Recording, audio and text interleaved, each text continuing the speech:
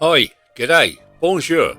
The organ you see in the background was installed in about 1697. It was built by a man called Bernard Smith. It has been refurbished 4 times in its life. It has 5 manuals and over 7,000 pipes. Quite impressive. This short video is to show you some close-up details of the pulpit in St Paul's Cathedral in London. Maybe some things that you wouldn't see even if you were standing in front of it.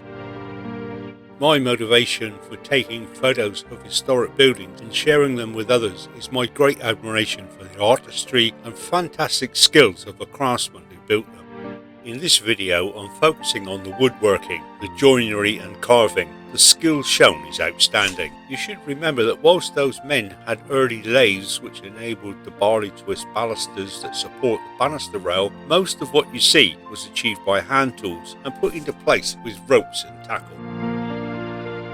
You may be wondering why there would be an emblem of crossed swords in a cathedral. This is the case because the sword is the emblem of St Paul for 2 reasons. Firstly, because he was killed with a sword, and secondly, because one of his jobs is being the defender of the faith. He shares that job with the King of England.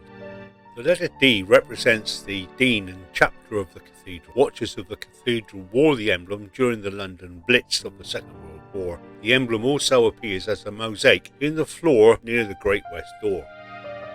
I hope you enjoyed this short video and found it informative. If you did, please hit the like and subscribe buttons. Thank you for watching.